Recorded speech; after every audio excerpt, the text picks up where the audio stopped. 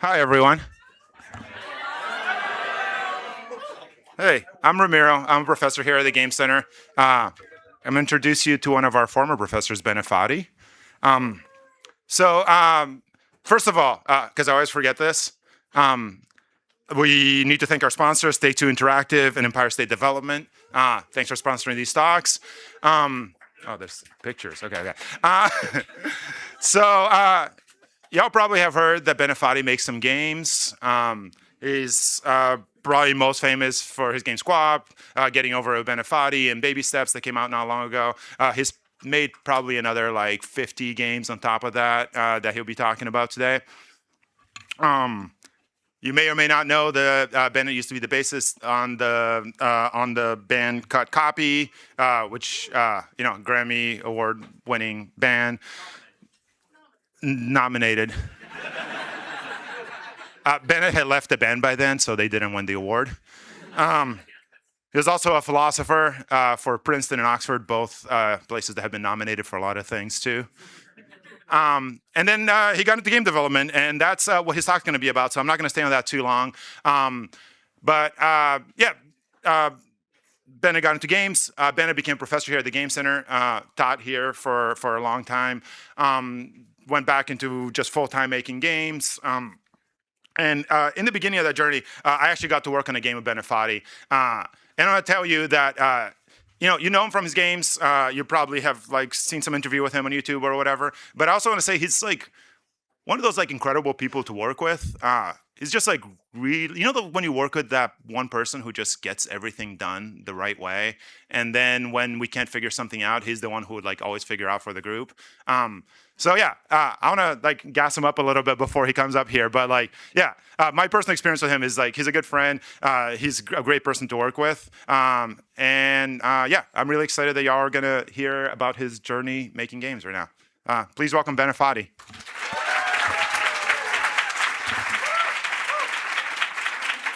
Thanks, Ramiro. I gotta adjust this back down. It's a short person level. All right, why did I make this? I'm coming off the back of a 6-year project, which is a personal record for me. It's the longest thing I've ever worked on, and it really felt like when Ramiro asked me to give a talk, it felt like a good time to kind of take stock, look back, and try to see if I can make sense of what it is that I've been doing all this time. And the answer to this question is going to start kind of boring, and for me, really embarrassing, bordering on mortifying.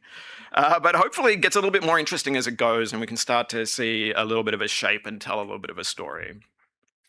All right, so the first game I ever made, I'm not going to show footage of it, it's very rudimentary. It's called Too Many Ninjas, and I kind of can't stand looking at this now.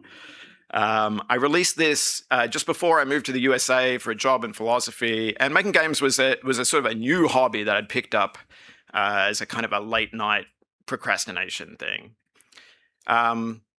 And if I'm wondering why did I do that, what was I trying to do with that, for better or for worse, I know the answer. I know where I was coming from because I was posting about it on the TIG Source forums, which was a public discussion board for indie games at the time. Kind of a popular place at the time for people who were just getting started making games.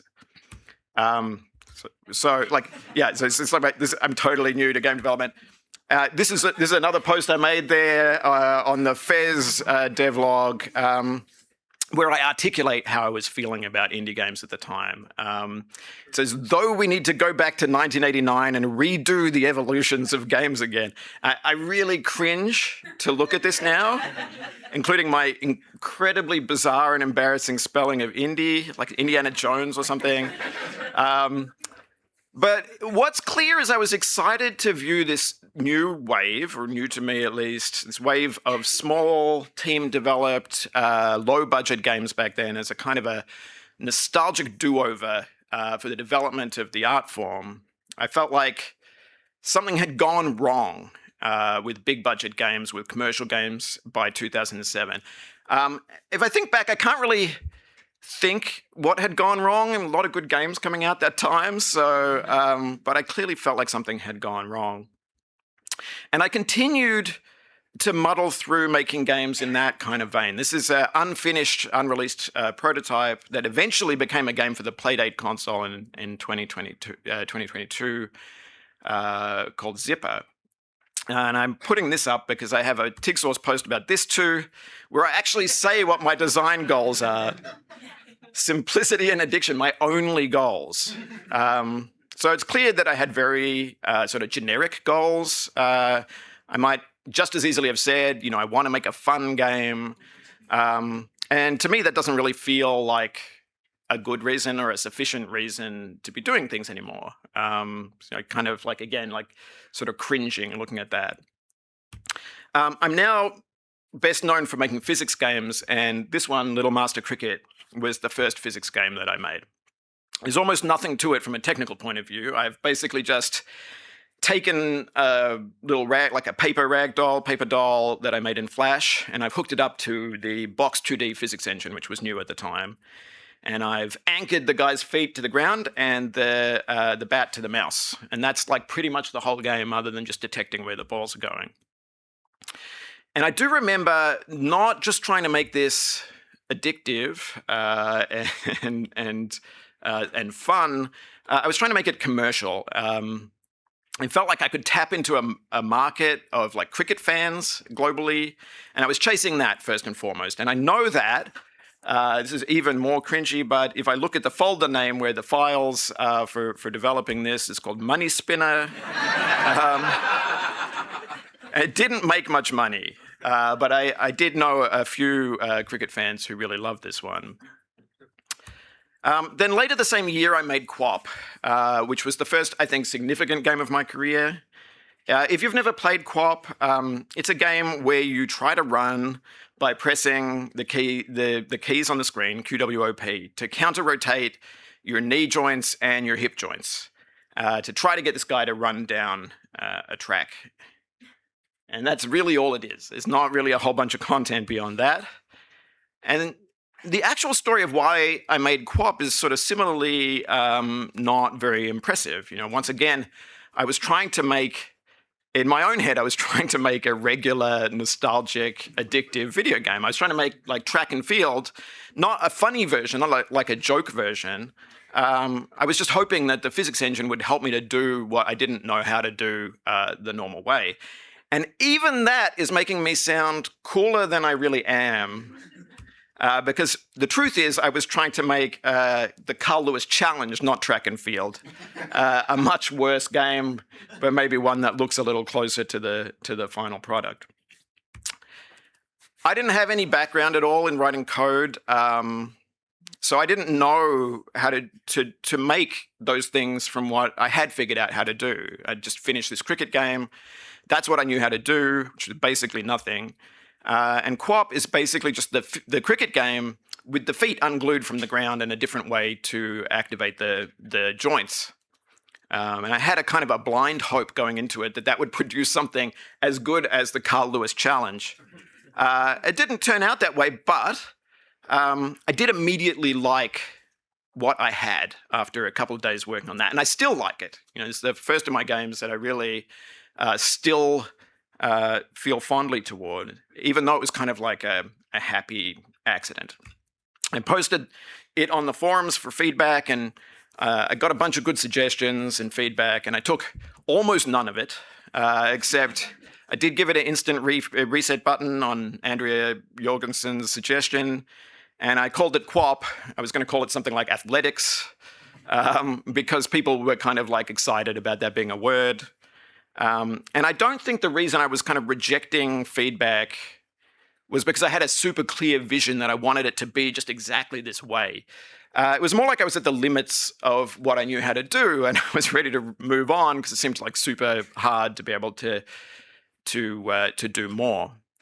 But I will say that I start to see in that thread a little bit of what's now familiar to me, this sort of sense of slight antagonism toward the player. I still feel this way toward people who inch down the track on one knee. Okay, so with that under my belt, I still wanted to learn to make a normal video game. So with the help of my friend Ryan Chisholm, who's an ecologist. I made this very simple pixel art puzzle game about venting aliens into space. That's 2009. And then maybe 2.5 years after I started, I basically got the hang of how to make a video game myself. And I'm back to track and field, trying to revisit what I was trying to do in QWOP, bringing along a little bit of that flavor of slapstick and antagonism. These guys fall over if you hit your run button too fast. And I've got this this system where when you go to put in your name, this is a one-button game, by the way. So you have to kind of like press the button as it's like selecting letters on a big wheel. But it actually selects them for you. It gives one player a really embarrassing name and one player like a really cool name. I made this one. It's got a Markov chain thing at the end. Yeah, I made this to show it at an art space called Baby Castles in New York City, which I will say a little more about in a minute. Yeah, here's the name. You can be like, why did you make your name Klutz? So why did I make this, right? It's kind of clear going through my old notes and my messages that I wasn't working in a super reflective mode. I had my own style references in the form of games that nobody else remembered or knew about. And I'd inherited from those games a sort of an indifference to player suffering, I guess. And I wanted to make games that were popular and fun and that made money. And I was heavily constrained by what I knew how to do, which was almost nothing. You know, I was a hobbyist. I was making about one game a year. But I wanted to start showing you these because these days I don't really think about my work in those terms at all. You know, I don't want to come here and act like I knew what I was doing right out the gate. You know, it's been a journey, starting with very kind of unreflective work, and then kind of gradually sort of inching my way toward having some ideas that I'm working from.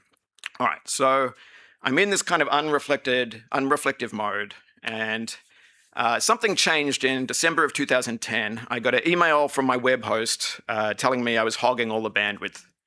And the reason that I was hogging all the bandwidth was this video. This game is literally the stupidest shit I've ever seen. All you have to do is make this jalopy-ass dude run 100 meters. That's it, 100 meters from one side to the other, and it's hard as Now this dude made a funny video demonstrating how difficult it is to get this guy to run straight. And it's f***ing impossible. So I'm commentating this while I'm playing. I'm struggling to get my character to take the proper running stance. But what it is you are an Olympic runner by some incredible feat. But apparently this guy has no bones or cartilage, and you must somehow control this weird ass to a 100-meter finish line. Now this video is at about 100,000 views and it's 6 minutes long, but if you watch the whole thing, it's hilarious because the guy's humor is so dry. Yeah, that looked painful. Alright, here we go. I'm trying the same technique. As a wise man once said, the journey of 1,000 miles starts with a single step. So the first guy there with the spiky hair, Ray William Johnson, had about 1.5 million subs at the time, which made him, I think at the time, one of the biggest YouTubers. The second guy, Moist Critical as he's now known, had about 1,000 subs at the time. And he would later have 17 million. So I knew where the traffic was coming from. I knew these videos were to blame. I didn't really understand what was resonating with people about that, I think. I didn't even understand what was resonating about those videos, which still don't make a lot of sense to me. But I wanted to understand it really badly. So I very quickly made a mobile version of QWOP that attempted to turn it into, to take my skills that I built up and turn it into more of a real video game with skill, where you could actually run and jump and there's hurdles and, there's all these events. And it's like, it's okay. It's a pretty fun game. It's like some people really liked it. But it doesn't understand at all what people were interested in with the original version of QWOP. The next thing that I made maybe sort of starts to understand it a little bit better. So this idea, this is a GURP. The idea came more or less fully formed. A rock climbing game where you use your keyboard to reach for the different handholds on the cliff. And back to working with the physics engine, having given up on it for a little while, partly because of the success of QWOPs, kind of bringing me back to sort of wanting to work in that zone. And this is not as virally popular as QWOP, but it did get nominated for an IGF award, which got me going to GDC. And that would become a sort of a significant pivot point in the work, as we'll see in a minute. After that, I got interested in the way that controls feel in the hand, trying to match the way the controls feel to the gameplay. And this is a game that you control a horse by kind of drumming your forefingers on the keyboard like you're bored, which was kind of a funny idea to me. It's more of a direct sequel to QWOP. Still trying to explore and understand what's interesting about QWOP, but I'm still not really getting it, I think. It's not like all of this so far is not really part of a coherent project. There's threads emerging, but there's not really any kind of deep understanding. Okay, so the other thing that was going on with me, starting with Winner versus Loser in 2010 and going to show that, get people to play that, I'd kind of gotten hooked on making games to show at events and parties. In 2009, I got invited to visit the Baby Castle's underground arcade in Bushwick. It's literally underground. You had to go through someone's apartment and down into this basement pit, which was like a regular sort of an arcade of repurposed games, one-off games, sort of weird alt hardware games. Everything was running on beat-up or recycled hardware and installed in a way that's a terrible fire hazard. But it was like kind of a very sort of vital, exciting feeling place to be. See sort of games that looked a little bit like what I was making being enjoyed and kind of put together and exhibited in this way. So as I said, I wrote Winner versus Loser to show there, but QWOP had become a kind of a regular fixture at Baby Castles. Baby Castles was a context that called for games that felt a little bit weird, a little bit illegal, a little bit unobvious. And even though it wasn't what I was trying to do when I made it, like that's, I think, what was appealing to people in that context. We did a number of things. This pole vaulting game, Pole Riders, debuted at a Baby Castles event in 2011. It's projected here up on the ceiling of a garage in South Williamsburg. And we exhibited a number of games that weren't using the screen in normal ways, including one with the Game Center's Professor Matt Parker. And for a while, that really caught on in the indie game dev culture, and we would show these games at GDC and all around the world. In a fishing boat in Denmark, in a rusted out container ship in the UK, in Australia and LA, and Nottingham. But it's not exactly what I was doing at the beginning, right? It's inherently, these games are inherently uncommercial. They're inherently kind of unpop because you can't have a big audience for these things. It's more forward-looking, less kind of back-looking. It's really kind of, in other words, it's the opposite of what I'd been doing up until this point. And that change in aesthetics, I think, starts to bleed into all of the work. It wasn't all multiplayer games. We made things that were good as spectacles. So this is an installation of GURP that Doug Wilson made to be controlled by a giant keyboard laid out on the floor. I was still interested in reinterpreting forgotten games. So this one, Get On Top, is an interpretation of a 1997 game called Fight of the Sumo Hoppers. So it's kind of simplifying it and modernizing it. But the reason for that is it was designed to be played by bouncing on a trampoline. And then with three other designers who were part of the same scene, including Ramiro, we did attempt to kind of archive or commercialize some of this work in a package called Sports Friends, which was for PlayStation mainly, with 4 of our games in it. But I think that a lot of the stuff that I was making at this time and in this format was too unpolished and unfriendly and too difficult to set up to be commercialized. And I think arguably Sports Friends was like that too, but we did get it out there. This is a better example of what I'm saying. So for No Quarter at NYU, I made this game of chess. This is a game of chess for up to 16 people with no turn taking. I'll come back to this one in just a minute, but I think it's a good sort of emblematic game for the sort of party scene that I'm describing. It's easy to jump into. It's weird. It's hard to install. It breaks really easily, and definitely impossible to commercialize.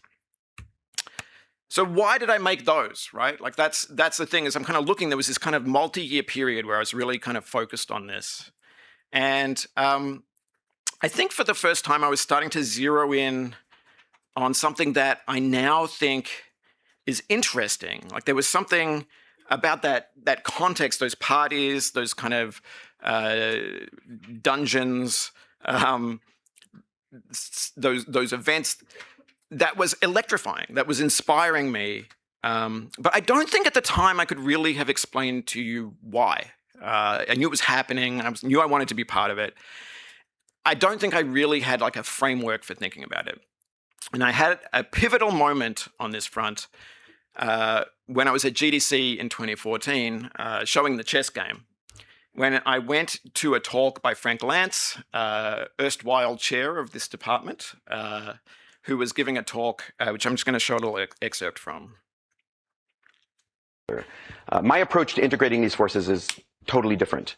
And it starts with a close examination of what it feels like to play this game, QWOP. This is a game created by Bennett Foddy, a friend of mine and a colleague who teaches with me at the NYU Game Center. So what's it like to play QWOP? Well, to begin with, here's this thing that we take for granted, walking. We do it with a fluid grace, a natural, instinctual behavior, and we're used to doing it in video games in the same way, naturally, gracefully, fluidly. So what happens when we make it deliberate, conscious? Well, it's a nightmare, but it's also hilarious, and it's also strangely beautiful. In playing a game like this, you become aware of awareness. What are my fingers doing? It's like I'm aware of them for the first time. I feel the strands of energy connecting my mind to my fingers. Oh, this is what it feels like to do something. It's so ubiquitous, I'd forgotten what it feels like. I feel the contours of this complicated interactive system, this tiny stylized slice of the world. I struggle to develop explicit theories about it. I poke at it with trial and error. And then, slowly, painfully, I build an understanding. And then slowly, it starts to become fluid again. I rebuild a new kind of intuition. And eventually, I'm walking a little bit. One of the nicest gifts that you can be given as an artist is when someone gives you a reading of your work that helps you to understand it in a new way. It becomes a framework that generates new work along similar lines. It's clarifying, or it gives you a kind of a crystalline understanding of something that you were kind of doing just by feel before, and it allows you to start doing it intentionally. And I think this can happen during interviews. It can happen over beers. It can happen during a play test, showing it to your friends. You can happen while you're pitching it to publishers. But I think this was a kind of a key moment for me in understanding that thread of my work. The word for this is metacognition, thinking about thinking, or as Frank puts it, thought made visible to itself.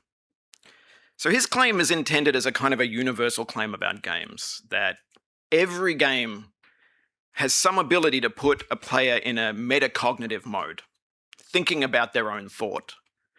And I think that's true. I think it's true about every game. But he was seeing QWOP as kind of an emblematic example of that. And that changed how I look at that game, and it kind of changed how I see what it's doing, and I think eventually what I wanted to do. But hold up for a second. Is that what I was doing up to this point? It's a way to see what QWOP is. But is it a thread that's present in my work up to this point? Because for sure, I know I've just walked you through it. I didn't have this in mind when I was making any of the games up to this point. But if I look back at them, maybe I do see a little bit of stuff there. GURP, you can think of as being the reverse of typing. It's backwards idea of typing. In typing, you just press the keys that you want, and a letter appears, and you don't ever think about the moment that you release the key. You just do it whenever. You seek out the key, you kind of mindlessly press it, and then you don't notice when you release it. In GURP, if you do that, you plummet to your doom, right? So it forces you to think about not typing. You have to not do the thing that you're practicing every single day, every time you touch a computer. You have to take what's automatic for you and make it intentional. Again, to be clear, I wasn't thinking about that at the time, but I do see it there now. I hate chess because it requires you to gain expertise and practice and study. And this game blows that up. It puts practiced chess players more or less back at square one with everybody who hasn't played chess. So I was showing this is footage from XOXO festival in Portland, and I was watching some chess guys try to play it. And it was incredible because they'd come excited to try this as, chess aficionados, and they were completely out of their comfort zone. They were trying to do all their weird little strategies and nothing was working, and they were having to go back to basics and start fresh. Taking a game that is about the 1,000th play, the 1,000,000th play, and making it about the first play. And I think, for what it's worth, I think that idea was definitely in my mind when I was making it. Because the impulse was, I hate chess. I hate all the sweaty, get good culture around chess, and I kind of wanted to rebel against that. One thing that's in common with all of the games that I made to show at parties is that the center of the design is around that first play. Oftentimes you'll only get to play a party game once, either because the hardware is hard to set up, or because it violates copyright, or just because it was made for a one-off party and never gets publicly released or shown ever again. This trampoline-activated version of Get On Top, we showed it at Nottingham and then at Roskilde, and we felt like maybe people almost died at Roskilde because they were drunk, and we never showed it again. So, if you didn't get to play it then, you never will. It's the same deal if you go to play all of the one-off arcade games somewhere like Wonderville or at a party or a festival. These games put you in the position of being a beginner because they're unfamiliar, and in most cases they also don't lean on the literacies that you've gotten used to. You can't jump in and throw a fireball or do an uppercut. You're having to learn it from scratch. If it's a multiplayer game, you might have had the experience of jumping in, you're not sure which little avatar is you, and you start wiggling the joystick to figure out who you're controlling. You press the buttons, see what happens, try to figure out what they do. That process is a lot more like that awkward, halting, shambolic process of playing QWOP than it is like sitting down for a skilled round of chess or Street Fighter. So any game gives you a window into your mind, into your thinking. What makes QWOP unusual, seen through this lens, is that it takes you way back to the point where you can't do the world's most normal thing, which is to walk.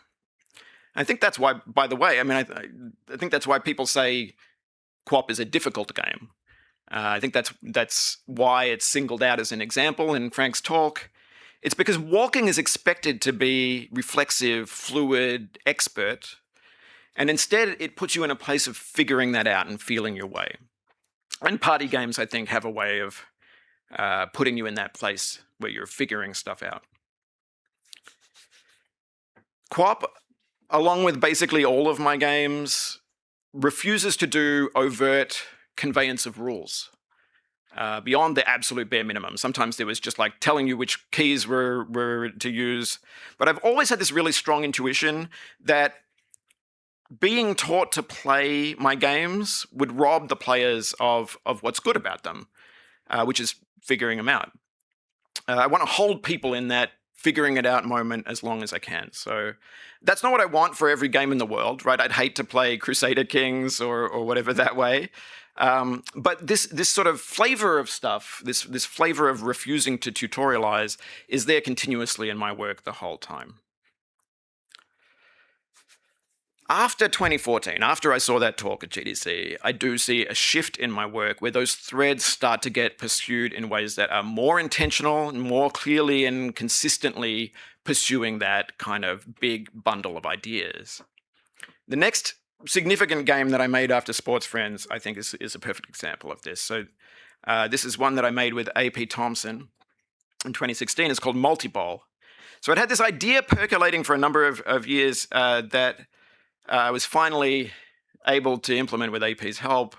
Multiball is a modified version of the emulator program MAME, which emulates thousands of different computers and video game arcade systems. And what Multiball does is it drops you into an exciting save state in 300 different multiplayer games across about 3 decades and dozens of different hardware platforms. And it doesn't tell you what to do. It just tells you how you're going to score a point. You know, kill the other player, you know, score a goal, whatever it is. You don't even know who you're going to be. So Multiball is a game that's about not having a tutorial. You're given a joystick, you're given 2 buttons, you're given a goal, and you have to basically figure stuff out before your opponent does. It's competitive figuring it out. And you very often see people start by wiggling the stick and seeing who wiggles and trying to figure out if that's them, and then proceeding from that point. With 300 games in there, I was pretty sure nobody would ever be able to get good at this. Other than you can get a little bit more comfortable with the idea of like figuring stuff out quickly. All right, so I've been talking about withholding conveyance, forcing the player to unlearn things and inverting their learned literacies, like in chess. All that stuff keeps you in a mode of self-conscious metacognitive play. But there's another thread that starts to emerge after that 2014 talk, which is about how self-consciousness returns once you get expert. When you're good at playing a game, but then suddenly and mysteriously you start playing as though you're bad at it, we call that choking. So how does choking work? There's 2 theories. I'm paraphrasing a paper by Baylock and Carr. The first one is that there are distraction theories, which is to say that if I'm playing golf and I get a little distracted, maybe I'm starting to think about my prize money or how close I am to winning, that starts to interfere. But the other type of theory I like more. It's called explicit monitoring theories. So the idea is that when you're under pressure to perform, naturally you start to pay more attention to whether you're doing it correctly or not. And that makes doing it right impossible. You know, if you're putting in golf, the reason you can do it is you've done 100 million putts and it's automatic and it's smooth and it's natural. And the second that you start to think, am I doing this right? You start to try to do it on purpose. Then it becomes impossible. So in other words, choking is when you fall back out of that automatic expert play into that beginner mode, back into figuring it out.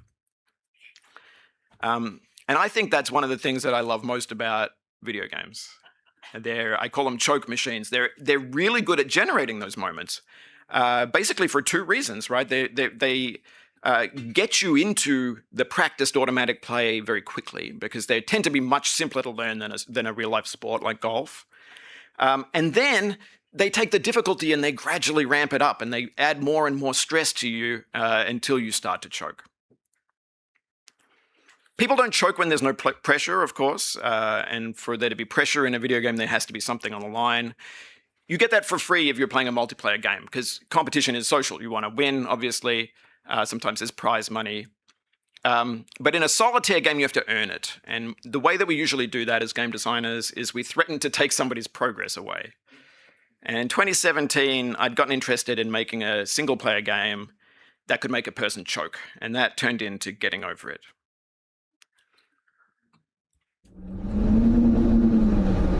Why did I make this? this horrible hike up an impossible mountain. I could have made something you would have liked, a game that was empowering, that would save your progress and inch you steadily forward. Since success is delicious, that would have been wise. Instead, I must confess, this isn't nice. It tastes of bitterness. It's capricious. It sets setbacks for the ambitious. It lacks lenience. It's bracing, inhumane. But not everyone's the same. I created this game for a certain kind of person. To hurt them. So to hurt a certain kind of person, who and why?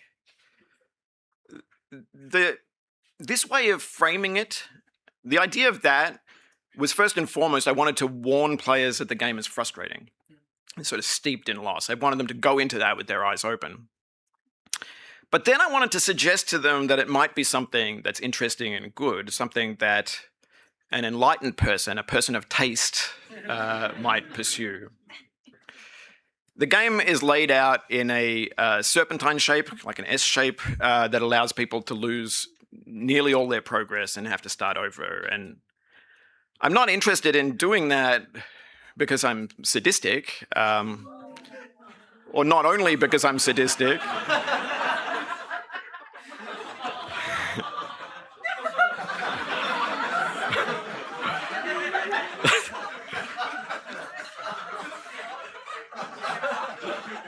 I do it because I'm interested in these moments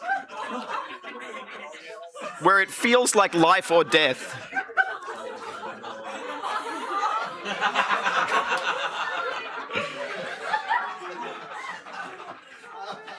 And particularly love it feeling like life or death when you're trying to do something normal. I'm really prone to choking. I'm a choker my whole life. I failed my driver's test twice. I once lost a game of table tennis from 19 to 2 up. And I used to hate that about myself. But over time, I've gotten kind of more and more attuned to that feeling just right at the second that it happens. At some point, I realized I really love the moment right before I choke. Too strong. You know when it's about to happen because right at that moment, that's when your gaze turns inward, when you start to think, am I doing this right? Then you start to think, oh God, I shouldn't be thinking about that. I'm going to choke. I'm starting to choke. Your stomach turns over. You realize you're about to pay a terrible penalty. Your muscles tighten up. And the inevitable result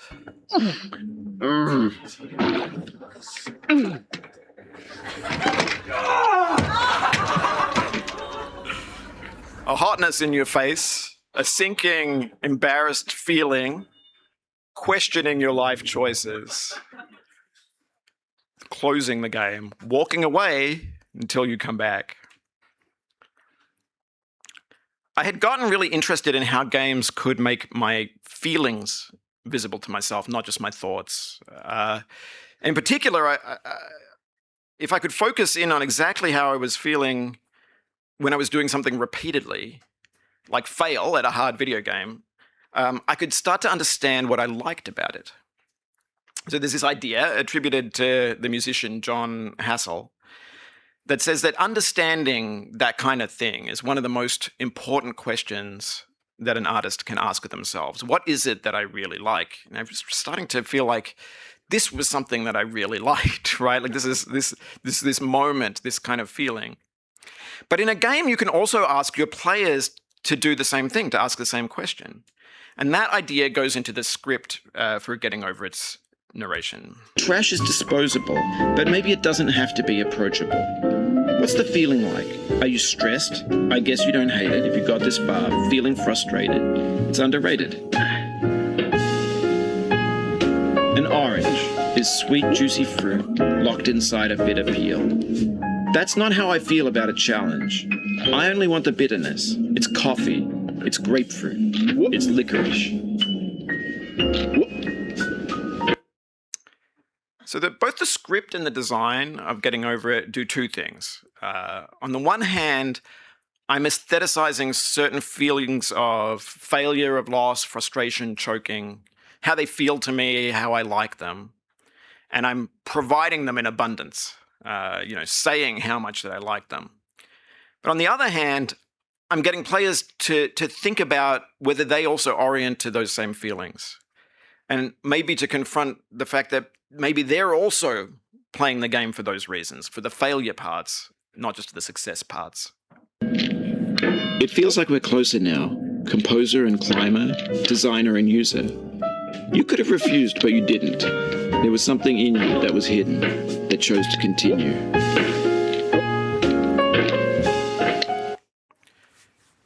Many players have reported to me there's a moment, a transition from success-oriented play, a success sort of frame of mind, where chokes are very upsetting and very frustrating, to a different mode where they orient more to the failures. And I started to see some people playing it as though that frustrated chair-throwing circuitry in their brain had kind of like been burned away by one fall too many. No, that's bad. Oh! This is one of my favorites. Oh! Oh!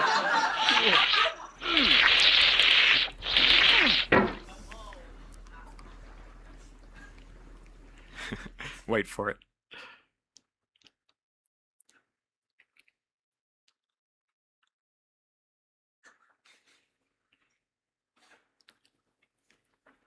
Well, let's start again.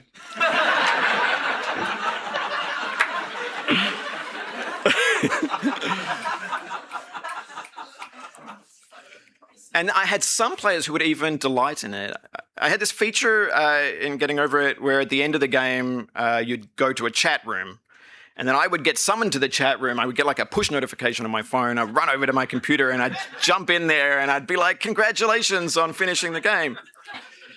And I had this interaction early on where a player got up there and was like, yeah, I started to feel more relief than when I fell than when I gained progress. And that was exactly what I was looking for.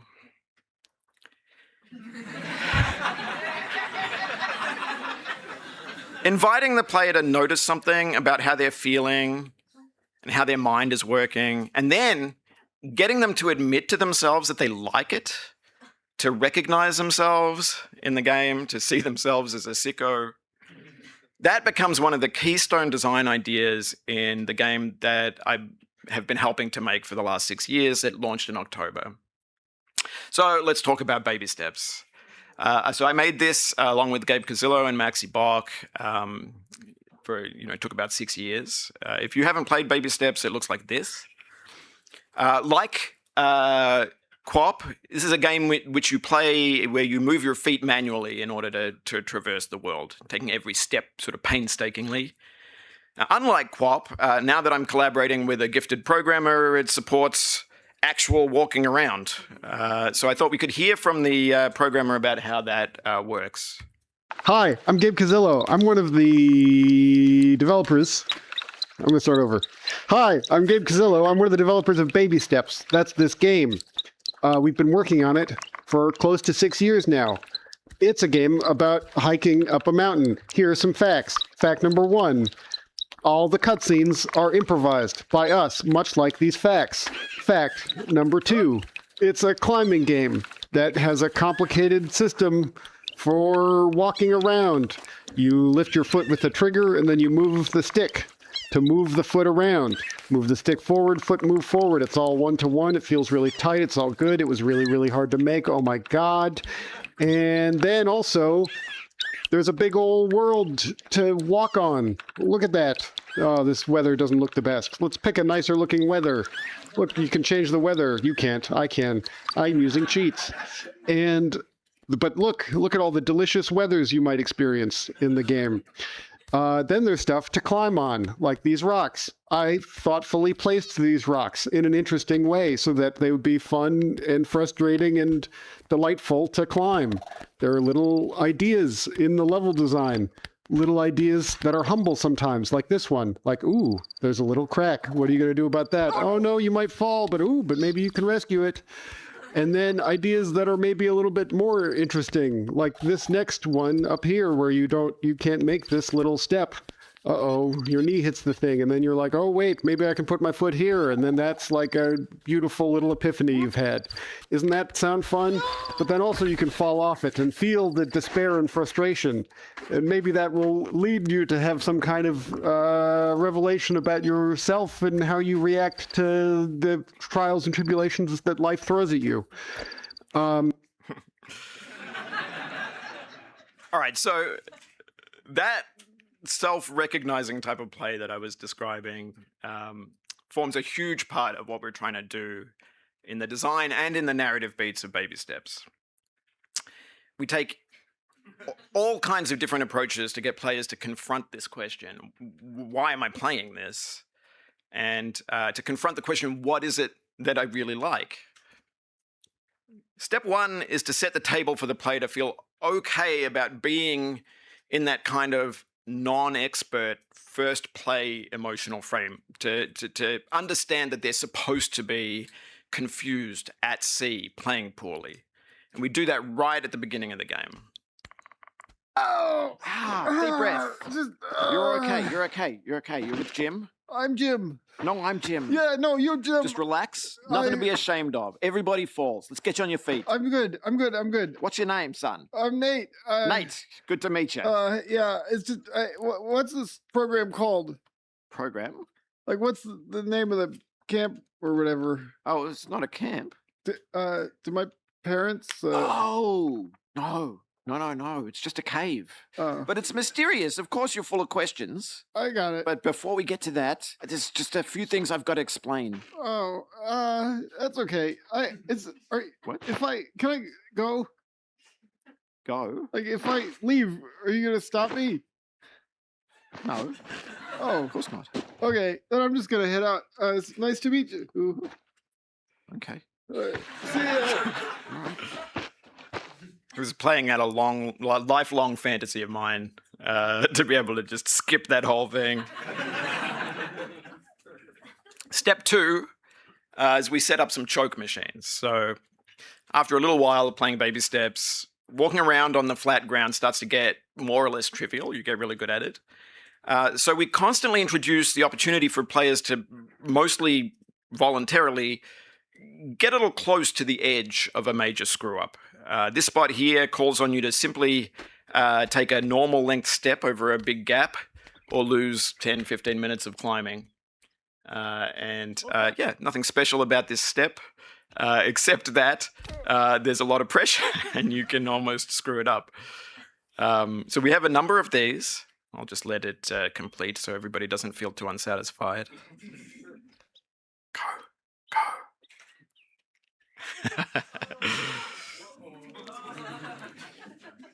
In this one, we show you this sweet yellow hard hat that you can wear and, look really cool, but you have to put yourself in peril of losing probably an hour or more of progress if you want it. So we loved watching players sort of stand here and look at this thing and struggle with it and then decide, yeah, I'm going to do it. I'm going to willfully put myself in peril, having struggled to get up here. I have to have that hat. That's a moment where hopefully the player starts to think, oh, wait, why am I doing this? Why am I doing it? And if they fall, so much the better.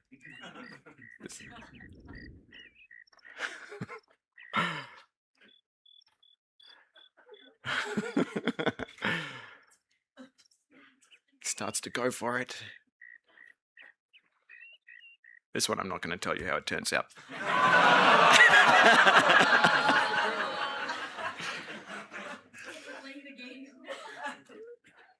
We were doing one playtest with Julian Cordero, who's in the room, and he reported that after reaching this particular cliff, which is quite hard to get to, took quite a long time, he felt a strong urge to leap off and kind of lose all of his progress. Sort of like players who choose to go on that snake that I showed at the end of Getting Over It. And it inspired a kind of a nice moment where we suggest to the player that they might be feeling like that too. Mike? Nate. It's good to see you. Yeah. Are you all right? What you doing here? Yeah, no, I just kind of lost track of time. How long you been here? Yeah, I guess about 5 hours now. What you doing there? Just looking over the edge here. Yeah? Yeah, I mean, I got to thinking, man could jump and live. You probably live, I guess. No, yeah. you'd live. Nobody dies in this place. So yeah, you could just jump off it, I guess. Yeah, you could just... Then you have to get all the way back. I mean... Exactly. Yeah. All that effort just kind of poof. Yeah. Gone. Yeah, I mean, that's what it would be like. But I shouldn't. Yeah. No, I mean, I shouldn't, right? I mean, you wouldn't. No. Yeah, no, it's crazy. Yeah. I don't know what came over me. You've been a big help. I'm going to get along to the next one. I'll maybe catch up there. Okay, yeah. Oh, it's a lot of... Oh, it's a lot of...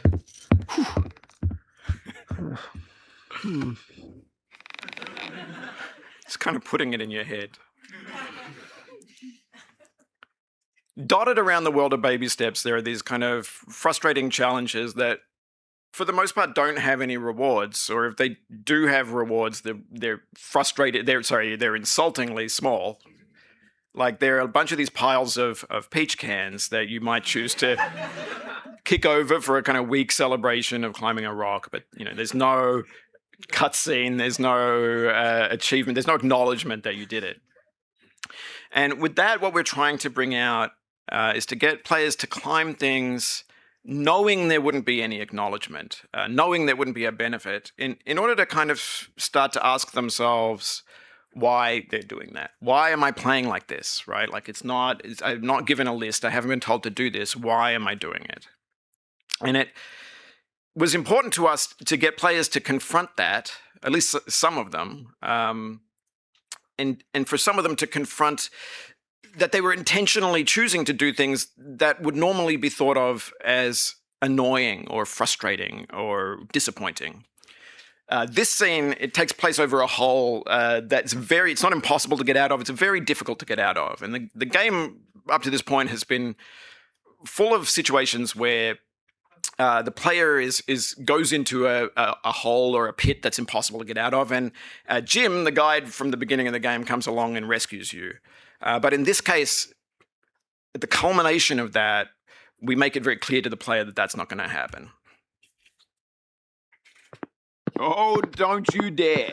Don't you dare. No. I wasn't... I see what you're doing. I see what you're doing. I was watching anything. you. You're looking over the edge and you're thinking to yourself, what if I just jump in there? Wouldn't that be fun? No, it wouldn't be fun. I was just seeing what was down there. There's nothing down there. It's a hole. There was a mine once and the people fucked off. And now it's just a hole. But it looks like you might be able to get out. You can't. Oh, you might be able to. You can't. I think I might be able to do it. Spoken with the false confidence of a man who thinks he's going to be rescued if he gets stuck. Well, you'd probably rescue me if I got stuck. I've had it up to Pussy's bow with helping. I'm not going to do it. With what? We've had it up to what? Up to Pussy's bow. Oh. Well. I'm stunned. Whatever.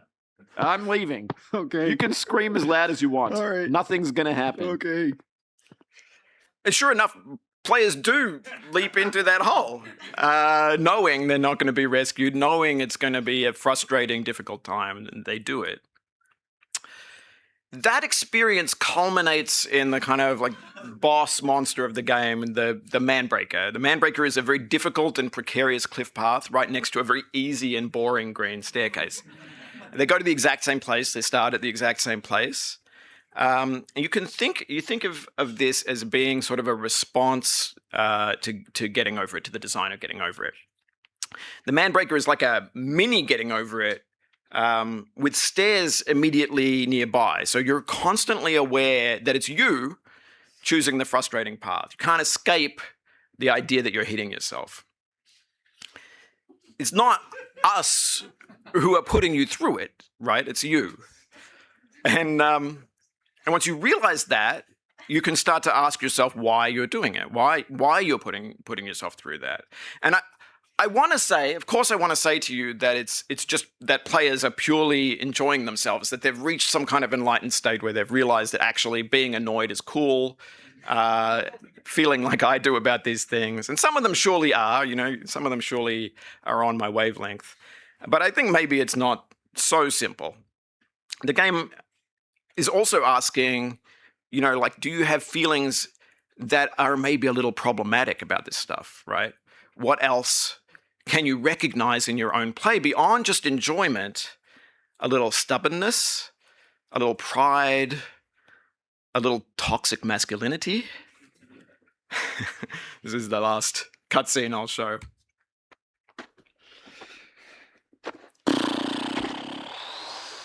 Crap. You ever seen one this big? Oh, Jim, It's 250 stories. you like these stairs, huh? Well, I don't just like them, I made them. Oh, proud of your work. This is my masterpiece. They look okay. It's not about looks, it's about function. Yeah. Just look behind. Yeah, there's a nice cliff path back there. I might take that. That looks better. You can't. It's too hard for you. It's not that hard. They call it the man breaker. The man breaker. Yeah, because many men have been broken trying to get up that thing. Trying for years, practicing. Listen, I'm going up the man breaker. I'm going to scamper up that man breaker without falling once. You're just going to be bashing your head against this thing for the next 5 years. It's not going to take me 5 years. It's I'm not get going up to take that- you 5 years because you're going to break down and take the fucking stairs. Give me until 5 p.m. Mate, by hook or by crook, you're taking these stairs. I swear I will never take these stairs. Look, if that's how you feel, Nate, I forbid you to take these stairs. You can't forbid me. I forbid you to take them. You can't forbid. You swore. I'll take them if I want. I won't. I can, though. No, you can't. I can. You can't. If I wanted to, I could. Look, I'm heading up there now. But if I see you scampering up these stairs after you've sworn that you won't, Yeah. you have to call me Lord. What? What? Because I am Lord of these stairs. You, fine. Whatever. I don't care. Well, I'll see you at the top. All right. Look at me go. That idea actually came. There were some high school students here over the summer one time, and they're running down. They're saying, if I beat you at this game, you have to call me Lord. Teacher's like, Jason, no one's calling anyone Lord. So let's just take a look how this award-winning senior reporter at IGN sums up her feelings about beating the man breaker when she reached the top. So yeah, there it is. It's not just recognizing in yourself a love of choking, a love of challenge, a love of frustration. It's maybe recognizing some other sort of darker feelings that are in there as well. A little bit of extra self-recognition. Games give you a window into how your mind works, the way you learn, unlearn things, how you cope with pressure, what attracts you, what repels you. And the answer to those things can be surprising. Sometimes it turns out that we like things that make us frustrated or annoyed or confused. As a designer, I've tried to lead people to those answers because the games help to explain what it is I like myself as a player of video games, not just my own games, but all of them. And I didn't go directly into this space. It started as a kind of hobbyist practice, as I've shown you, like a very kind of mortifyingly unconsidered place that was pretty focused on making work that was just popular and fun and addictive. And I still want those things, as embarrassing as it is to admit it. But in conversation with other designers and journalists and streamers and players, like this one, these are the threads that have come to the forefront of my mind. It's always dialogue, right? It's always in dialogue with people. And how people react to baby steps will determine what kind of things come next. Thank you.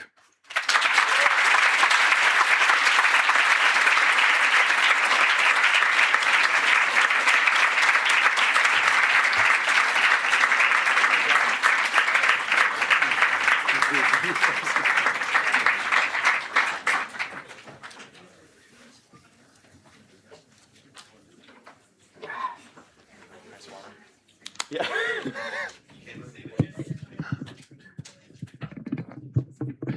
Do we get these in front of us? How's that? Is it on? Yeah. Hi. Thanks for that, Bennett. That's a great talk. Thank you. So I'm supposed to ask you some questions. Yeah. Let's go. Let's do it. All right, I wrote down some questions, so I was gonna wing it, but I wrote down some stuff. Okay. Games keep taking longer. Yes. Your games keep taking longer to make. They do. Yeah. I have a lot of other friends who are like have been making indie games. You know, the a lot of that takes our crowd, and everyone's taking like 5 years to make their games now. Yeah. Is that what it is now? Are you going to take 5 years to make your next game? Are we all like, are all indie developers going to take 5 years for every game from now on? So I was talking to Chris Grant from GameSpot today, and he was observing that the scope of my games has sort of more or less exactly tracked what was going on with other indie games. Yeah. So back when everybody was doing things in one day or a week and making them in Flash and putting them online, I was doing that, and it's kind of like gotten a little bigger over time as that's become the kind of prevailing trend. So I've kind of just been like exactly on trend for this stuff. But why is that? It doesn't feel super sustainable to do to be doing like 6, 7, 8, 9, 10-year projects. Going 10 now?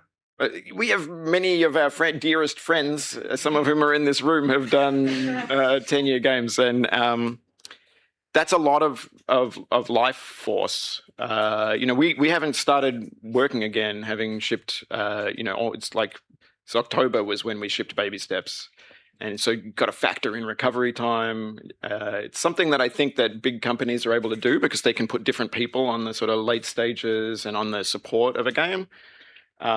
But it doesn't feel like this sort of period of time for indie games doesn't feel like it continue forever. Yeah. So for the students out there who are like thinking of making an indie game, 2036 is when it's coming out. Right? Yeah. No, but yeah, I mean, like I know you might not know what you're making next exactly, but like, are you just like, I gotta make a game that comes out in 2027, or are you just like, well, if it's a 2030 game, it's okay? I mean, I want it to be small, but we thought Baby Steps was going to take a year. So, these things have a way of getting away from you. I feel like everyone says I thought it was going to take a year, right? That's like such a standard thing to say. But then it used to take a year. Like, how long did getting over it take you to about make? A year. Right? How long did you guys work, like, when you're working on Ape Out? Like, that was like 6 years. Although I came in toward the end of that one. Yeah, that was also really long. Okay. So maybe it's Gabe's fault. Okay, so Gabe, all right. Student game. Yeah, maybe. I mean, lots of student games have been made that were quick as well. Look, awards? Yeah, there's a lot of award-winning student games that were started in the Game Center in like 2012, coming out soon. Yeah. I've been saying I want the next things to be really small and uncommercial and like make stuff in a month and just put it out. Like Adam Saltzman's been doing that lately. Yeah. Adam went back to making lots of games, right? Like he's made like 15 games in a year. Right, like JW doesn't release 10 games a year anymore, right? Like but actors make games still. That crowd, that like 2010, like, oh my God, these Wonder Kids are making so many games. Like thing is like. So I was saying to JW from Vlambeer that I definitely the next thing after Baby Steps is going to be real short. We're gonna do like games in a month. They're all going to be really lightweight, and we're not going to put so much pressure on them. We're not going to pour so much life into them. And he said, "That's just tired developer cope." Everybody feels like that. You're going to be right back on the 6-year horse. Yeah, I don't know. We'll see. You talked a bit about like QWOP being kind of a mistake in a way, like like an unplanned thing. Yep. I find that a really interesting design space, the like designing through bugs and through mistakes, and just kind of like when you start making your own stuff, just like things go wrong. Yep. Have you encountered that throughout your career, or is like that a QWOP specific thing? I think it's easier to orient to that stuff when you're new, right? Because you're more likely to encounter unintended effects. And it's not just in games. I think that you look at the early career of musicians as well. They tend to have much more of a sort of like a original, like there's an originality that comes from the inability to master their instruments. As they get better at guitar and singing and drums, it starts to get more and more like what they were trying to do in the first instance, which is usually make pop songs. Yeah. And what people like about it actually kind of goes away. And so you have to somehow, Brian Bucklew from who made Caves of Cud has been kind of blue sky skeeting about this lately, saying, I've got to figure out how to get, having worked on Caves of Cud for 14 years or whatever it was, I have to be able to figure out how to get back into kind of beginner mindset, into not knowing how to make a video game, because I can't just sit down and take everything that I know about making Caves of Cud and make something good. Right, like I need to be in a kind of inquiring frame of mind. I'm paraphrasing, obviously, and I think that's real. I think this really is a tough thing for artists to do, especially after a really long project, is to come back to not being able to do anything. So and to embrace it. So that's the challenge. Yeah, I hadn't thought of it that way. I kind of missed that feeling of like when I was learning to program and just like I would mess things up and I'm just be like, oh, cool, I made something new. Yeah. So yeah, stop learning, everyone. That's that's part of. No, I mean, I think the thing is to treasure the period of your practice where you're still limited in that way, in a technical way, because it's so freeing. And, one of the reasons I went back to Zipper, that what I thought I was quite a bad prototype, and I put it on the Playdate console, is like, my old ideas were good, like the ideas were good. I just didn't know how to do anything, so like I have a little bit of skill now. I can go back and kind of like resuscitate some of those designs. But yeah, I think you should just, if you're in that sort of situation of like not being able to do exactly what it is that you want, that's just kind of a golden time in a way. Yeah. All right. A Game Center question here. Excellent. You taught here for a long time. 8 years. What was your favorite part of teaching? Like a favorite class, or just like a favorite like feeling? Like what was something that was like interesting here? It sounds like I'm being like, should I quit my job? No. But like, I think there's some really exciting parts about teaching. And like, what's the part that you miss? I hope you missed something about it. Yeah, I'm going to connect it to the thing that I was saying about seeing that talk that Frank gave. Right. So one of the things that I was always looking for in my teaching practice was to be able to find that moment of helping folks to recognize what it was that they were doing, maybe unintentionally, but originally and sort of truthfully and authentically to themselves, but maybe not as part of a kind of a clear project that would be easy to extend. And the thing that I was always looking for was that moment where you can be like, see this thing you're doing? This is really cool. You might not realize you're doing it. Nobody else is doing this. And, it was just like I had a handful of those moments over 8 years. Those are the kind of moments that I treasure the most, because you could see the same effect that seeing Frank's talk had on me. You could see in somebody's eyes, like, like you've opened like an extra kind of vein of ore in the gold mine. It's like, yeah, I can now follow this right now that you've said that I'm doing, and I see that you're right. It's hard to have that space to look back at your own work. It's hard to have distance, and to understand what people are interested in about it is really, really hard. And I think that's a thing that only other people can give you. And I think that's one of the things that professors can give you. It's kind of the magic of art school in a way. That sounds really beautiful, but you also said it was a handful in 8 years, which sounds really tough. It's like I found a few of you who I could find. No, but it's hard to do. It's hard to do. And so what part of the answer is I love teaching a class that was a game every week. Yeah. Because I could see. So someone described that to me as, I asked them about that class, and a former student of yours described it as the best class they ever took. The one they took with you. So it was my favorite class to teach because of this, right? Because you could see somebody taking multiple stabs at something and starting, maybe it starts to emerge what it is that they're into, what their unique voice is. And then you can say in feedback, like, hey, like, I really like this particular vein. Yeah, that class is so much fun to teach. I mean, I started teaching that class based on how you and Doug were teaching that class. Right. And that class is so rewarding because you're just like, oh, you see someone finding their art itself. Right. Yeah. That's kind of related to what you just talked about. So I was doing research to figure out what questions to ask, which is really weird to do research on your friend. It's like, let's watch interviews with Bennett. But I think you were talking to Polygon. You're talking to someone, and you mentioned that you're hanging out in Take Source, which I was not posting, but I was like reading Take Source back in those days. And you mentioned that when you made Too Many Ninjas, I think maybe the first comment was Derek Yu being like, this game is interesting, right? Yeah, and if y'all don't know Derek Yu, he made Spelunky, which is one of the best games ever, and a bunch of other games. But I feel like there's this moment, and this kind of ties in with what you're just saying, but I had this question already. And you also talked about Frank explaining your work. I feel like there's this moment when someone truthfully, not just someone doesn't just like give you nice feedback about your game because they want to be nice, but you can tell that they truthfully connected to your game. And when someone you respect truthfully connects to your game, and it makes you want to keep making it. Yep. I don't know. Yeah, like have you had a bunch of those moments? And like, is that like, to me that moment feels so important, and it feels like something we should be giving to people whenever.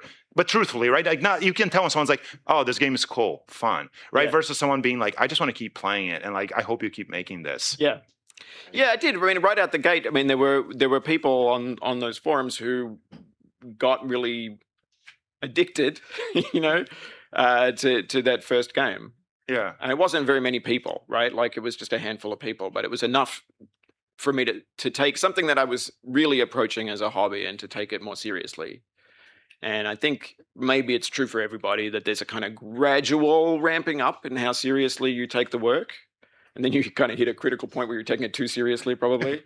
But yeah, I think other people have to help you with that as well, right? Yeah, it's, you know, having a commercial aspect also gives you a little bit of this. I think the first time I threw ads on that Ninja game and it made like $2 with Google AdSense money, it was like I'm a professional now.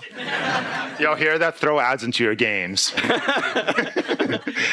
You still can. I mean, I don't know. Like, but yeah, it was not going to pay for anything serious. But it was like it gave me a feeling of it being real. Like it was a real. No, yeah, I remember that feeling. I mean, like it took me like, I mean, I was like working a job somewhere, but I remember talking to friends who are also making indie games, and they were just like, just got paid $1,000 to make this. I'm like, shit. Okay, you made money off of the games that you thought you were doing just for fun, right? And that does give you a nice feeling, right? Yes. Yeah. And you know, we were lucky to be working at a time when you could do that. I mean, you can still throw an ad against a browser game. It's still going to make kind of, in most cases, a very small amount of money. But you know, I think, you know, I'm hoping that maybe not the ad part, but I'm hoping the kind of browser game thing is going to come back. I'm hoping self-hosting browser games is going to come back. I think there's something very direct about it. I think it gets you without any of this kind of like, I'm going to spend 5 years like getting the game to be really perfect, and I have like one little window to launch it on Steam or on console, and if it doesn't work out, then it's a failure. If you can just throw things up online and it's a success if 30 people play it, I don't know. I needed that at the beginning, right? Like, it's not sustainable. That's not a way you can pay rent. But I needed that to get rolling in order to be that I would be able to get through a longer period of development. Otherwise, I wouldn't have had the confidence, I think. Yeah, I feel like, I mean, we shouldn't be looking for other people to tell us our work is good enough, but I don't know, maybe someone's a better human than I am. It feels really good when someone is just like truly interested in your game and not just being kind, right? And it's also useful. I mean, I've had games where I'm making it and I show it to people and I'm like, tell me truthfully, do you think I should keep working on this? And I've had friends say no, and I'm like, all right, that's like good feedback. Yeah, that's also really, really generous. Like, yeah, because it's hard to say no, right? It's hard to say no when someone asks that, but I think it's, and I'm bad at saying no when people ask that, right? But I've had friends say no, and it's, I think feedback either way is super important. Yeah, I completely agree. Yeah. Any games that like you've started making or you wanted to make that you never finished, and you just like wish you had finished, and like it's too late now? I mean, I guess oh yeah. Also, you're gonna die soon. You're all gonna die sooner or later. Not now. Like I'm gonna die too. Just I think. No, keep going. That's it. That's all the people who are gonna die in this room. It's you and me and everyone else. You know, I'm kind of racking my brains for that. I think there must be things that were like that where I was trying to do them and I didn't get very far, or most of the time what happens, I make a lot of prototypes. That's part of the process. So I kind of fall in love with an idea and I make a prototype. In 2019, we were making prototypes for what would eventually become Baby Steps. We made like 10 prototypes that year. There was like a golf game. There was a competitive SimCity, multiplayer online SimCity. There was like a twin stick shooter with 100 million cockroaches. It was like a gig economy thing in the far future. I love these as like baby steps prototypes. Yeah. it's like baby steps could have been a lot of things. Is there a hidden game in there? We had a touchscreen God game which we moved the world around in order to change the simulation. Like we're just trying a little bit of everything, and I really loved those ideas up until I saw the prototype. Right? Yeah. And then you start to think, wow, like this got super dispelled. This like what it was in my head. I had this idea that this was going to be really cool and it'd be fun and interesting. It would be like a good container for a lot of ideas, and it would really have legs. It would be sort of something that would be worth spending a year plus pouring life into and kind of detailing and polishing. And then you play like the 1, 2, 3 week version of it, and you think, why did I think that would be good? Like, right? Like, there's just nothing here. This is just terrible. And so, yeah. Online multiplayer SimCity sounds all right. Yeah. It sounds all right in the abstract. And then you start to play it, and you're like, no, this is fundamentally bad. It's just like, so I think it leaves you without very many. If you work like that, if you get things to playable, it doesn't leave you with a huge amount in the bag of like stuff that you think will be good. Now, for sure, I probably was wrong about some of those being bad, right? Adam Saltzman from Finji has this formulation where he says there's ideas and then there's formulations of those ideas. What does he mean? He means like the idea is like I said, it's the idea is multiplayer competitive SimCity. It's warring real estate developers trying to screw up each other's building projects in a predatory way. The formulation is how that becomes a video game. What are all the choices you make? Like, what are you controlling? What level of granularity? How zoomed in are we? What are you doing at every given moment? Now, he says you should always toss the formulation and not the idea. You should have a few stabs at the idea because the idea is probably still good.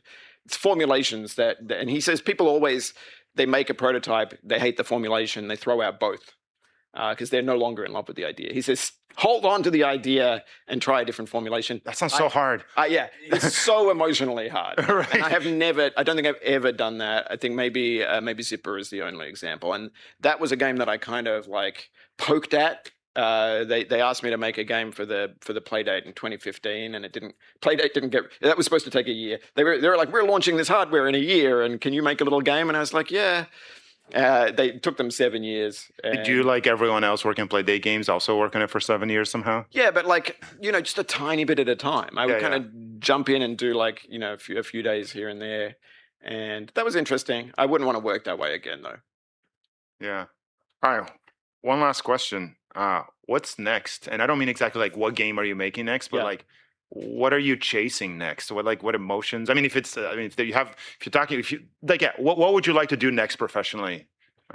As far as you know, maybe you don't know. Well, I do think that at some level this is tired developer cope. I would like something that is less difficult to make than Baby Steps.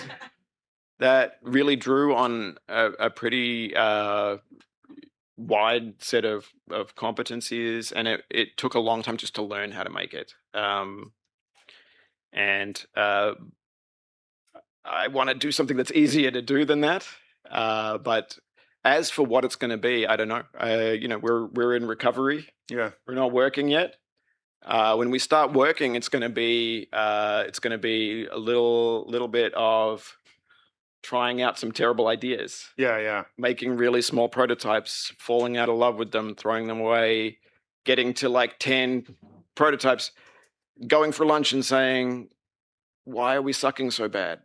Why are our games all so bad? Were you feeling that as you're making Baby Steps? I think the Where you're like, I made getting over it, and that's probably the peak, and it's never going to make anything again.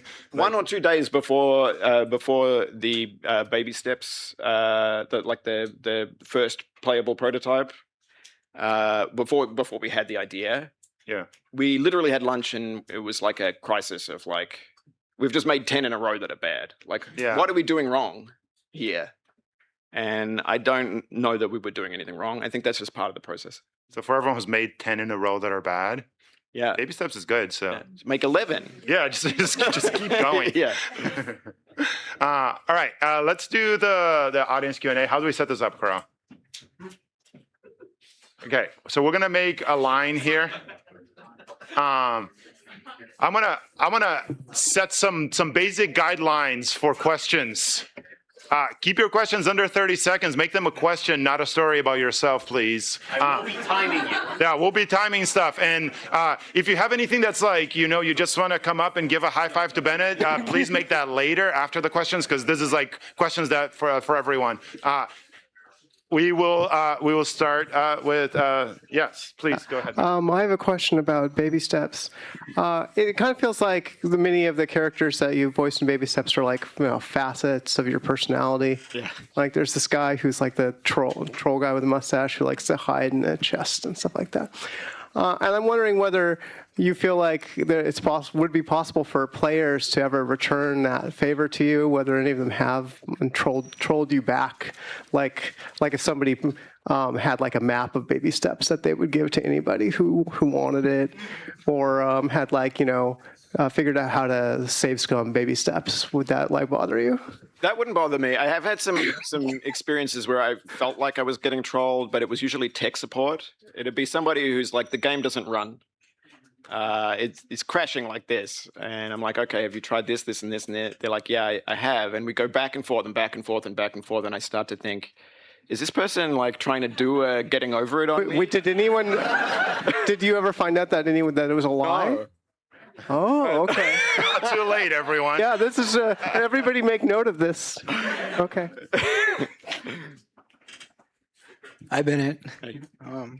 Well, it seems like all of your games are like as we've been seeing like they're all like themes of just like meditation and just like awareness, like strange forms of like embodiment and stuff. And I think with your latest installment of Baby Steps, it seems more like this is more of like an extension of yourself, and kind of cool. Like it's like an alternate form of like philosophy in a way. I think like as we come like on to this new threshold of like game design, in where like programming is like starting to become like this new form of like invocation, and where like we're starting to like lose this whole thing of actually having to to worry about like programming for like 6 years. I kind of want to see like, well, what is this edge case in where like in being like in being in an experience with Bennett Foddy, Right. what would you want to tell us like in like being 3 minutes inside of Bennett Foddy's head or something like that? I don't know. I mean, I think that's what getting over it is about. It's about putting myself in there, and then Baby Steps is sort of less like that, right? Because it's made in collaboration with 2 people primarily, and that's more. So that there's a kind of a pivoting there. It's more about the sort of like orienting to the player's self is the kind of is the pivot there.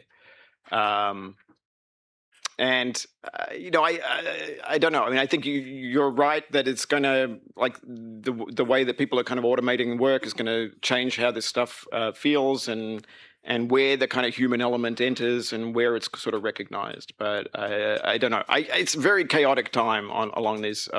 I'm glad we got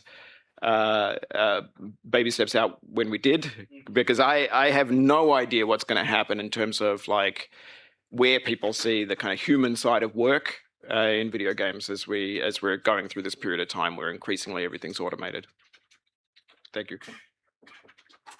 Hello, great talk. I was going to write my question down, but then baby steps just inspired me to improv it. So I think what I'm most interested in is just your relationship with feedback over the years. You talked specifically about how in QWOP, you didn't necessarily want to take everything into consideration because it would change the nature of the game. But I wonder how that changes for kind of like a project that's over 6 years. Yeah. And I'm also curious about when you talk about games being kind of a dialogue, if you have like an intended audience or person in mind of who you make games for.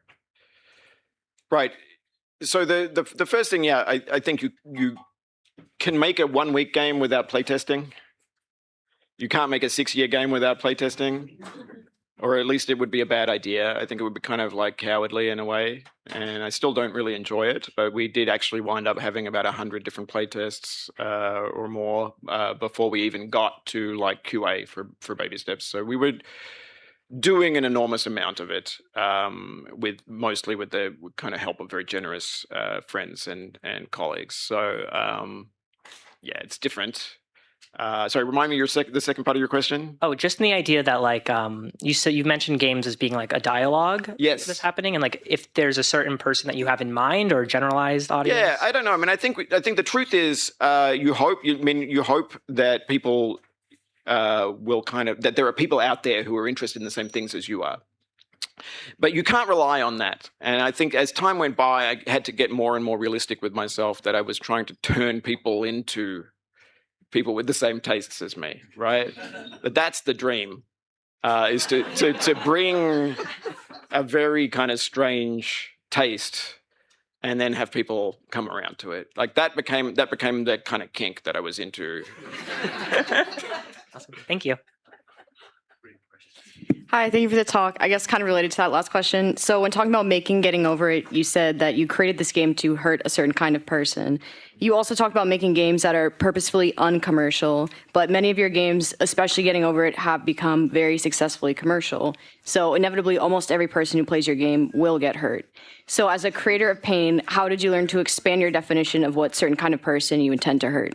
Well, I'm doing this giant intellectual backflip to try to convince you all that I'm actually giving pleasure rather than pain. So that's how I justify it. Okay, thank you. Hi, I have a question about collaboration. I find it very interesting that it seems like a lot of your earlier projects you did as like solo ventures, but you've been to all these conferences all over the world, and you've like obviously met a lot of people there. So how do you like go about finding someone you want to collaborate with and choosing? I've been very lucky. The reason I know Ramiro and Matt Parker is through Doug Wilson, who was very, very good at connecting people. And I got an email from him randomly saying he'd made this intervention on one of my games and he wanted to show it. And then he was like, we should organize, an exhibition of this. And sometimes there are people in the community who are kind of prime movers on that kind of stuff. Ramiro mentioned Derek Yu was running the TIG Source forums and kind of coordinating that. It's work, right? Like, and communities that are healthy have somebody who's doing the work and then a bunch of people free riding off of that. So find those people, right? That's right. And support them and stop them from getting burned out. Make sure they're getting the support that they need. Those people are really, really valuable, and it never lasts forever, right? Like, I think Doug reached the point. Wait, that sounds tough. No. I mean, I think when people go through a period of time where they're like bearing up a whole scene, right? And Baby Castles, right? Like Baby Castles. A group of people, but still people over the years, sort of like passing the baton. Yeah. That's what I would say is like it's work, right? And it's work that is hard and that somebody has to do, and it's incredibly valuable. And I'm so grateful to people for doing that because it wasn't really me. Yeah. Thank you.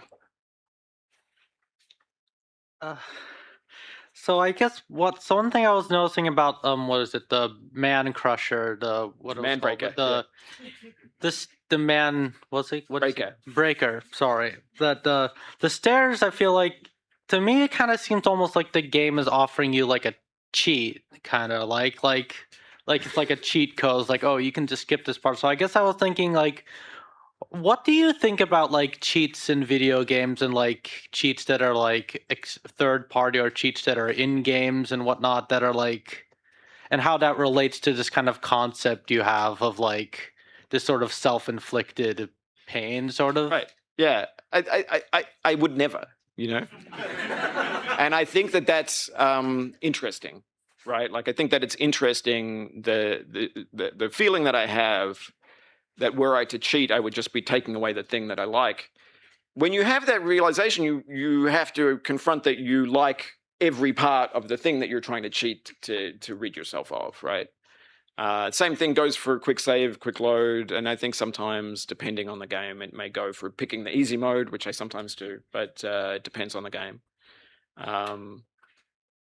Yeah, I think it's exactly asking you that sort of question. The existence of cheats forces you to answer those questions for yourself. Yeah, okay. Thank you. Hello, lovely talk. This was fantastic. I have a trillion questions. I've whittled it down to 2. So the first one is about struggle during development, because it's clear that we enjoy the struggle when it comes in a game and we seek it out. But when working on a game, sometimes, I have to grit my teeth and chew through mud. And it's like, it's hard. I wish I was as determined when making a game as when playing a game. And I was wondering if you felt the same way. The second question is about finding your voice. And like, if you find your voice, if you feel like you found your voice as an artist, it feels like there's a risk there of becoming aware of it and then choking, because now you're like, oh, I'm the guy that does this sort of funny thing in improv scenes. And then you're doing that thing every time deliberately and it's no longer funny. So choose one of the 2, because I think I'm only allowed to ask one. Okay. Yeah. Okay, I'm going to just answer the first one as it's easier. Right? It's close to impossible for me to work alone. And I'm fast when I'm doing it. But the truth is, most of the time I can't. And then I periodically will get obsessed and I'll work obsessively, and I hope to get it done in a very quick way. And sometimes I'm in a kind of a fugue. When I was doing the 300 games debugging thing for multi-ball, I was in a kind of a fugue state of just like, I'd be like, I'm going to do 1 more of these, and then I'd do like 10 more, and it was like a real obsessive work style. That's not really sustainable, and I can't turn it on and off. The only thing that has worked for me for kind of regular getting through, like just doing the difficult part of work, is to make it social. So whether we were doing sports friends socially or on baby steps socially, and I think that's much more sustainable to me. How'd you make getting over it? Getting over it, like, was it social? Like, Oh, it was. I mean, but I was teaching at the time. And I little bit, it was a kind of I had a false constraint, because I was trying to cram it in between teaching classes, and I was a little bit in the obsessive mode, and I'd be like, I've got an hour, I'm going to do like a whole bunch of this. I'm not usually in that mode at all. So yeah, making it social and collaborative has been healthier, I think, for me. Thank you. Hi, I'm Teresa. Thanks very much. I was really interested in what you were talking about choking, and then like the gymnast Simone Biles, right? Sometimes they call it the yips. The yips, yeah. The twisties. And the twisties, yes, with her, the twisties, right? So have you had professional athletes or semi-professional play baby steps, or have you thought about, has anyone like in the forums reached out to you? Because I think it's quite interesting what they go through, right? And you've been a professional musician, like people who are experts go through these things, right? I'm just wondering if anything has come up, or have your thoughts evolved about this idea of failure of choking? I haven't, but it would be really interesting to get a power walker to play baby steps. It's a little bit, for them, it would be a fantasy come true, because you can't lift both feet at the same time. No, it's a really nice idea, but yeah, that would be something I would have to explore in the future. Yeah. Hello. So you were posting on those forums almost 20 years ago. Are you still feeling that something horribly wrong is going on with gaming? And do you feel further away from AAA now than you did back then? I really don't. I mean, in fact, just yesterday finished playing Resident Evil 9. 9. Yeah. And I loved it. I don't know what to tell you. That's a really lame answer, but like, it's still Resident Evil. It's not really any different than Resident Evil 4, give or take. It's got a little bit of. No, there's interesting work being done there, absolutely, and I'm still into it. I'm still into playing the indie games. I don't think that was the correct point of view that I had back in 2007, and I think actually, if you were to kind of put a camera in my room in 2007 to see what I was doing, I was playing the AAA games then too. It's just a weird pose. I don't really know where I was coming from. Well, I think it was like the rise of like indie games as like a possibility commercially, and a bunch of us were like, "This thing is cool. Let's say the other thing is not cool," instead of being like, "Oh, there are two cool things." Right. Exactly. It's easier to say now that we have all of like there's been a pretty big industrial rebalancing. Most of the money seems to be made by indie game developers now. So, mobile game developers, probably. Leaving that aside, So this new Marathon looks pretty good. Yeah, if you play, I've got to give that a try. Yeah, I'm for it. Yeah. Hello, great talk.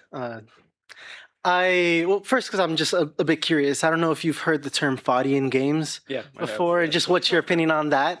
But for a lot of those games and a lot of games, I guess, in that similar style of making the player question their choices, there's a lot of instances of like obtrusive controls and level design, even in games like Getting Over It with the hammer, and in certain ways in Baby Steps. So I'm curious, in your experience, where do you find a sort of equilibrium between something being too obtrusive but too simple that might make the game easy? Right. Yeah, I don't know. I mean, I don't want to. I've been talking to my collaborator Gabe about this because he's giving a talk on this topic at GDC. I recommend everybody goes to see it. I don't want to bite this. Just go to GDC, guys. No big deal. Well, it'll be on YouTube eventually. So I don't want to kind of like scoop that too much. But these are the ideas that are in my head. That it's like you're looking for a zone where you kind of almost believe you can do it, right? There's a kind of a play that people have that we saw when we were playtesting Baby Steps in particular, where it'd be like some kind of path that we hadn't really super explored or intended. Somebody would be playtesting and they would get a sense that they could go up a particular path.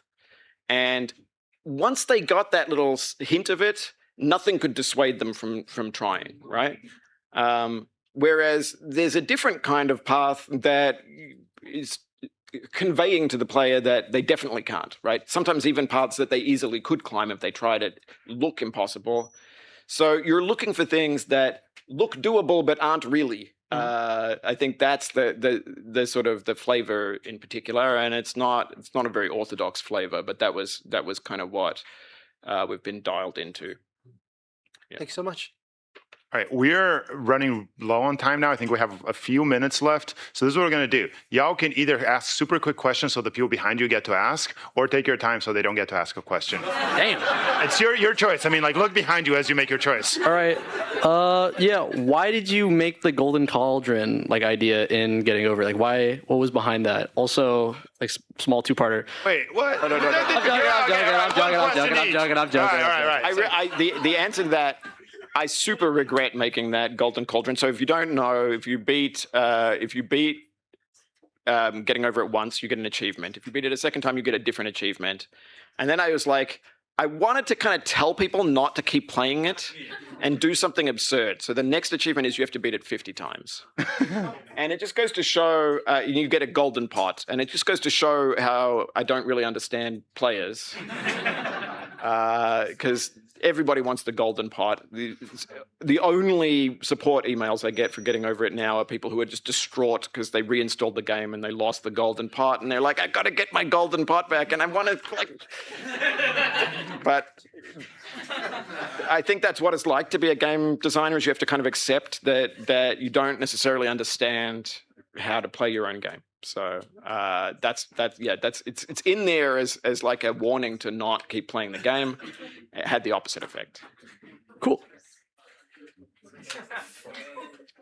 Hi, Bennett. I guess I was wondering, I feel like you've touched on this a little bit, but when you're making games, there's like for me at least, a bit of a push and pull between you want something that provides a unique experience, something that's going to make people get out of their comfort zone, but you also want something that people are going to play, you know? You want to, totally. There's a push and pull between am I going a little too far and making this too obtrusive, and I guess like, how do you reconcile that dichotomy? I don't always get it right, I think is the answer. And for getting over it, I was convinced I was deliberately going too far. Yeah.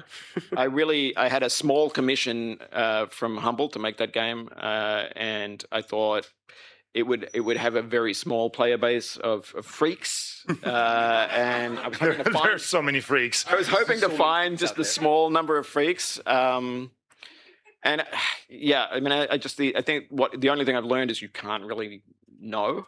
All you can do is follow your own taste, and play a lot of games so that your taste is at least somehow connected to what's pop, even if it feels like it's not.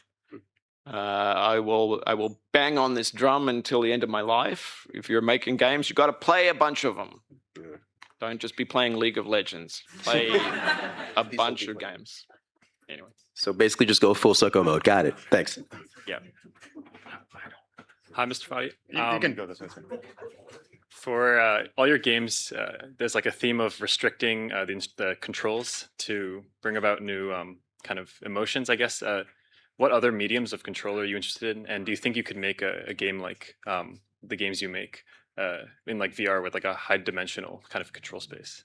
Thanks. Yeah, I mean, it's interesting. I would try it. I don't think in the past I've had enough understanding of 3D math, but maybe now, especially with the help of like, somebody like Gabe who's very, very good at that now, it could be explored.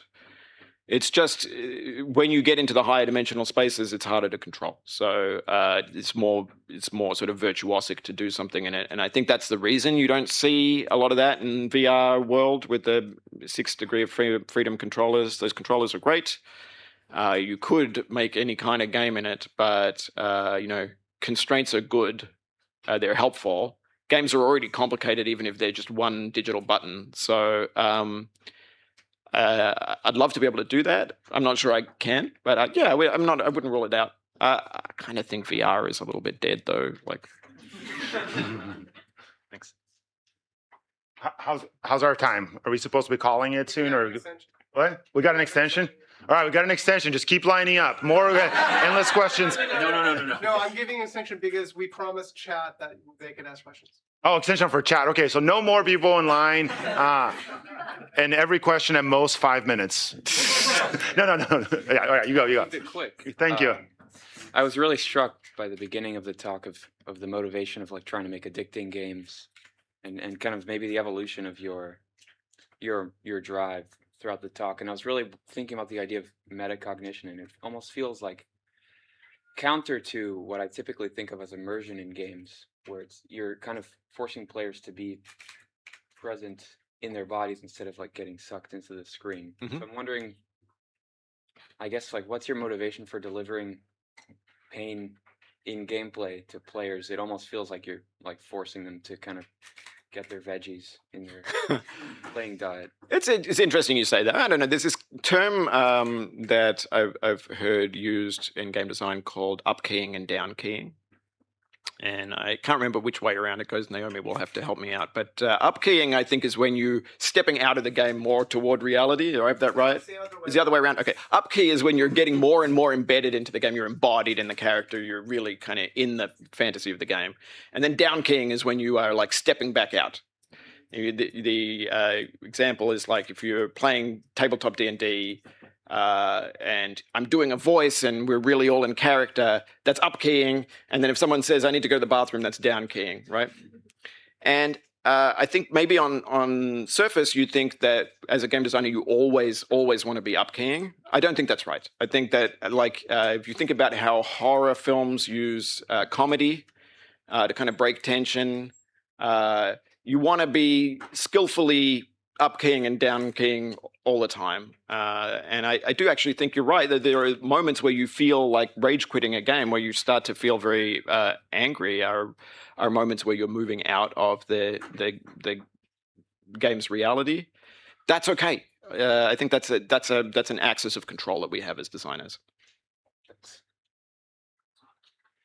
Thank you for this great talk. So you mentioned like cherishing having this inquiring frame of mind, and also cherishing practice. When you're in your practice where you're when you're limited in your technical. When you are still limited in like a technical way as well in your practice. So what's sort of like your workflow when you're in that frame of mind, that inquisitive frame of mind when you're making a game? Making a game? Like the workflow during that sort of frame of mind. Well, you start with I don't know. Sometimes you start with dessert, right? Like you start with something that you're interested to find out.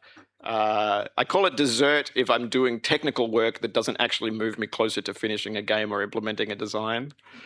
That's what I enjoy doing, is noodling. Sometimes you start with noodling and then you're like, yeah, Naomi's making a throwing up face. It's really wrong. It's terrible advice. Don't do what I do. But I start with noodling. And then in the hope that because I'm in the mode of doing work, because I'm making stuff, I'm seeing and reacting to it, that I'm able to that's like the fertile ground for having ideas. Why is that bad advice? Bad advice? Yeah, why? Because you can fall into noodling for your whole career. And okay. Yeah. And many do. It's like I'm telling you to go to the edge of a pit of despair and just look in there. Like, don't jump in, Just kind of like sidle up to it and take a smell. Don't go into the pit of despair, obviously. What do you mean by noodling? What do you mean by noodling? Noodling is like... like when we were making the game I was mentioning with the cockroaches, I was like, you know what we should do? I read a paper about how crowd simulation can be done by modeling a crowd as an incompressible fluid. And let's do that. Let's make the cockroaches an incompressible fluid. And then we'll be able to have so many cockroaches. And we did that. And that's not anything, right? Like that's not actually an idea, but it gets you working. I don't know. That's what I would say. Thank you. Now we know why you're disappointed in your prototypes. I am here representing chat, and I've curated some popular chat questions from Twitch. So the first one, which is the most popular question, given many of your games revolve heavily around level design to present problems to the player, what is your block-out process like, and do you see yourself as a puzzle designer? Yeah, that's a really interesting question. So thank you to whoever sent that. That's changed a lot. When I started, a lot of those early games, I now see like the cricket game and QWOP are almost just level design. It's like the only thing that's in there is a way you can see it. But I didn't think I was ever doing level design. I thought, level design. I don't want to do that, because I knew like the kinds of games that were interested in level design. I was not interested in those games. I went to a talk by Maddie Thorson when she was working on Celeste that was really like, I was like, wait, level design's cool. Actually, this is really true. And then I think had the idea that I'd really love to do a level design game, and from that came both getting over it and baby steps. I think block out we don't do. I kept begging Gabe. Gabe and I did all the level design for baby steps. And I would say, let's please do some block out. That's what the big boy designers do. They do block out, and they don't waste all their time making it look nice. They quickly block it out so their ideas are really mutable and so on. And I could never persuade him to do that. But over the years, I actually started to see a lot of wisdom in it. And I think the problem with Blockout is there's not much in between your ideas and the final version. And when you are kit bashing, when you're playing with like props you found in a store or anything like that, then there's this huge barrier to changing that, and you get a lot of like really interesting ideas and a lot of really great stuff is coming to you through the materiality of what you're doing. So you'd never get that with Blockout. With Blockout, you would just have perfectly flowing from your brain. I think that tends to be bad, at least for my process. Thank you. Okay, one more question from chat, and then I'll turn it back over for the. Well, we're rapidly running out of time, but here's the last question from chat. What did you mean when you said Baby Steps is in conversation with AAA games? Would you care to expand on that? Yeah, it's You're looking at me like that's a cheeky question, but there's a cheeky answer to it. But it looks like it's trying to look like a AAA game. It's over the shoulder. It's open world. It's 3D. It's PBR. It's got foliage. It's got time of day. It's got weather systems. The onesie gets soiled when you fall over.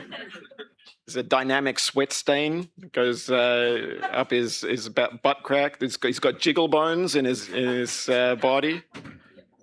That's all AAA drag, and it's doing that to draw attention to the things that we're doing that are not like AAA. And so yeah, that's the reason is we want to. There's some things that are just good in AAA that we love AAA, like the camera is just a AAA camera, hopefully. But there's a lot of stuff that we're doing that you could never do in AAA, that nobody would ever do, and it was to kind of draw attention to that and make a bit of a joke about it. Hello, Bennett.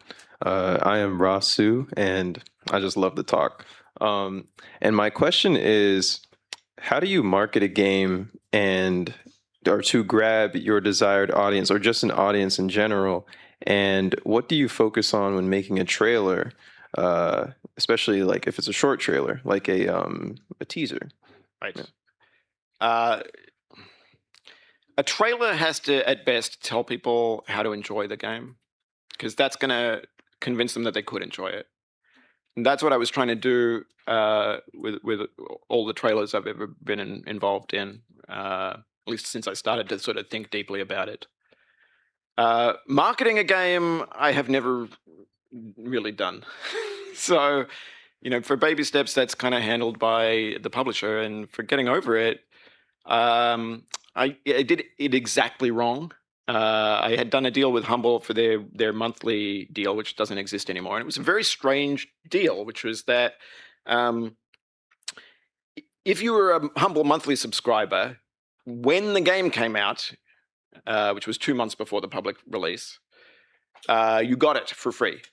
But you couldn't go and sign up to the Humble monthly thing to get it. It was just too bad. You just missed out. So that was their business model. It was like FOMO. It looks like, well, you should have been subscribed, then you'd get this game. And I was like, it was starting to, they also sent copies to streamers, and it was starting to kind of pick up with streamers who really found something in it that was kind of working for their reaction videos. And it was kind of popping off there. And all my friends were like, you got to do something about this deal. Like, nobody can buy your game. This is a disaster. Like, nobody can even go on Humble to get it. You're wasting your whole launch window. And everybody knows, like, all of the data shows that what you have to do is kind of build up and have like a really good day one on Steam. And you got to put everything toward that. I was like, I was losing so much sleep. Nobody knows. Nobody knows how to market a game. All right, thank you. Yeah. Hey, I'll make it really quick. So like a lot of your recent games have very precise controls and they're very human based, right? Like you're controlling a person. And you mentioned before that you have all these other ideas that you had. but they didn't really sound very human focused. So I guess my question is, do you think you could develop a game that has the same amount of precision and emotional connection without using human characters? Yeah, it's a great question. Maybe not. I mean, the evidence certainly just is pointing that way, at least in my work. I think, it was Gabe's idea, Baby Steps originally, is his first prototype, but I think that he thought of it as kind of a going back to the well in a certain way, because it was not working out with those other ones. And maybe your analysis is correct. Maybe that's exactly what the problem was. Okay. Thanks. All right. Thank you so much for coming back to the Game Center. Yeah, thank you. Thanks, everybody.